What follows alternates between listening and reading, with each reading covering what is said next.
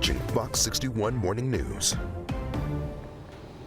First at 6 today, we're expected to learn more about the arrests made in a deadly shooting in New Haven that happened on November 1st, who police say they've charged with murder. And 3,221 Eversource customers remain in the dark this morning. Stamford, Brantford, and Wilton all have the most outages.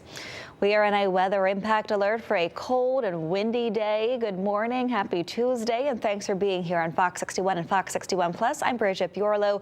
Let's get right over to Rachel Piscatelli. She has a closer look at the forecast. It is very windy out there. You hear it through the windows. Oh, absolutely. Those winds picked up last night, helping dry out some of the roadways, but there still could be some lingering icy spots this morning, so just heads up for folks there. With these stronger winds, though, that's going to lead to some bitter cold temperatures right through the afternoon and closer to the evening, too. A wind advisory in place for gusts closer to 40 to 50 miles per hour for the entire state. I think the gustiest period of time is going to be between now and about 5 p.m., although this wind advisory will carry us through about 1 a.m. tomorrow morning.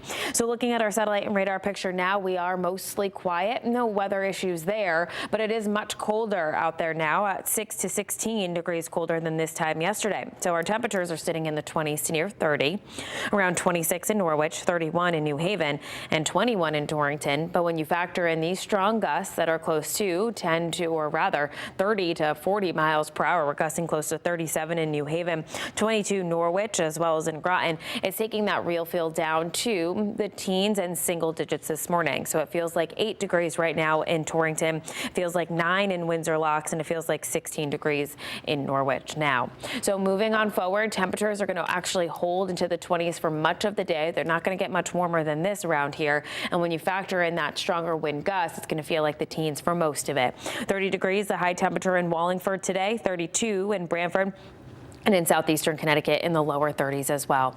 As we head towards tomorrow, New Year's Eve, temperatures will be up around 30 degrees in the afternoon. And then we are watching the opportunity for a weak system to come through, bringing us maybe a snow shower. It shouldn't lead too much, maybe a coating on the ground. And it's coming at a time where we're ringing in the new year, right around 11 o'clock to midnight. So we'll have more details on that and walk you through it, how that may impact your New Year's Eve plans coming up in just a bit. Here at 6:02, we are largely quiet with the exception of one closure to tell you about.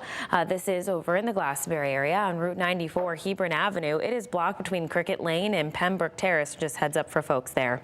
A look elsewhere across the state: Waterbury, Glastonbury, Fairfield, and New Haven. Volume remains light on our interstates. Bridget. All right, Rachel, 6:03 now, and happening today, New Haven police are expected to speak about several arrests made in connection to a deadly shooting that happened amid Halloween celebrations.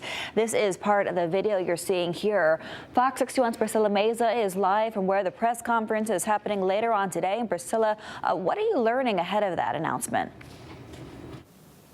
Yeah, good morning, Bridget. Well, after weeks of investigation, New Haven police say arrests have officially been made in connection to that deadly Halloween night shooting. And they are, as you said, having a press conference here at noon to talk more about those arrests. And now, just for a bit of background information, officers responded around 2:30 a.m. on November 1st and found 3 people shot at the scene near Church and Center Streets. Now, one of them, 18-year-old Alexa Acevedo, later died from her injuries. A 4th victim, Charles Woodall, arrived at the hospital on his own. And investigators later determined Woodall was not only a victim, but say he was also a participant in the shooting, which police say stemmed from an earlier argument. And police have secured 3 arrest warrants. 1 juvenile has already been arrested and charged with murder, while a warrant for a 3rd suspect is still pending. New Haven Police Chief Carl Jacobson says at the time, officers were dealing with multiple disturbances as thousands of people filled downtown after Halloween celebrations. Take a listen. The officers down there were doing a good job, but they were pulled in so many different directions due to fistfights and other things that were going on. Now, Mayor Justin Elicker and Chief Jacobson will be speaking today at that press conference, and they also say that family members of Alexa Acevedo, the victim, will be in attendance as well. We will bring you all of the latest information. For now, live from New Haven, Priscilla Meza, Fox 61. All right, Priscilla, we'll be waiting for that news conference happening today at noon. Thanks for the update there. And this morning, crews continue to make repairs in the water main on Thomaston Avenue. Officials say they successfully thankfully installed line stop valves in the 36-inch water main.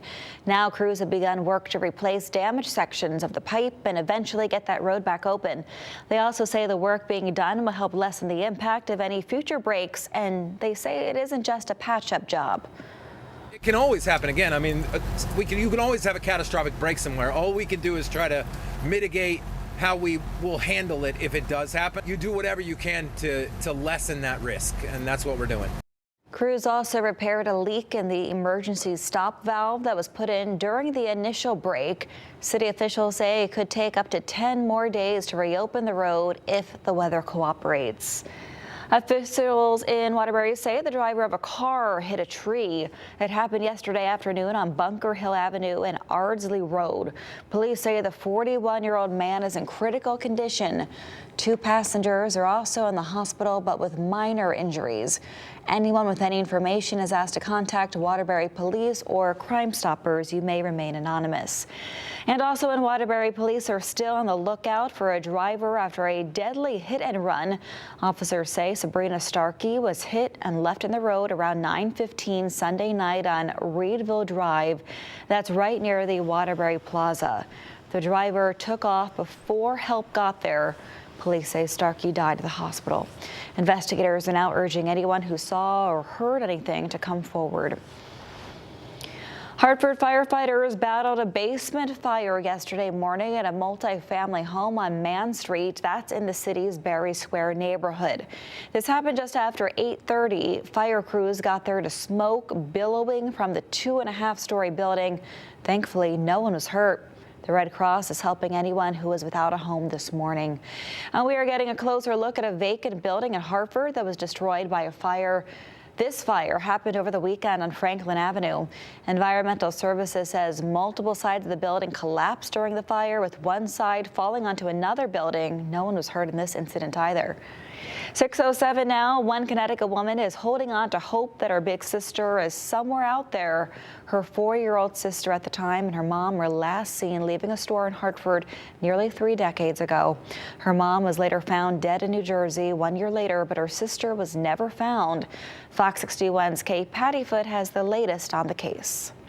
For Alicia Rivera Delgado, the start of a new year means another year of not knowing what happened to her 4-year-old sister, Rosa, known as Rosita. Alicia tells me she's hoping Rosita is still alive. She would be 32 years old now. All these years I've been trying to find her and I haven't got any information. I've been trying to ask one of my family members. They haven't really spoke to me or give me any answers. October 24th, 1997. That's the last time Alicia Rivera Delgado's older sister, Rosa Rosita Camacho, and mom, Rosa Delgado, were seen alive in Hartford. A year later, Delgado's body was found in Columbia Lake in New Jersey. Rivera Delgado was a newborn when this all started, and as she got older, she searched what happened all those years ago. I basically found a lot of things on the website of how she passed. And my sister, not so much, because I didn't say where she is exactly, but she's been missing.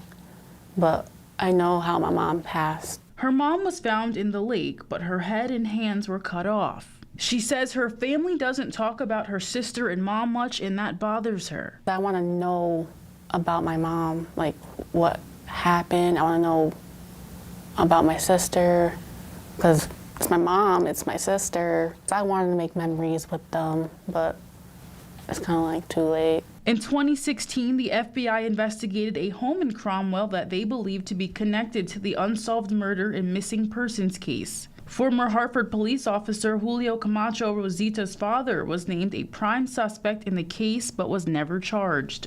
Hartford police say as of today, the case is still open and there have not been any updates. Rivera Delgado is hoping anyone with any information, no matter how big or small, comes forward about where her sister could be. In studio, Kate Pattyfoot, Fox 61. Police in Hawaii are investigating a possible drowning of a Connecticut man. This happened Friday afternoon, and police say Brian Capola of Bethlehem was snorkeling with a family member when he showed signs of distress. They say he was unresponsive when brought to shore and was taken to the hospital where he was pronounced dead. Police say no foul play is suspected, but they are still investigating exactly how he died.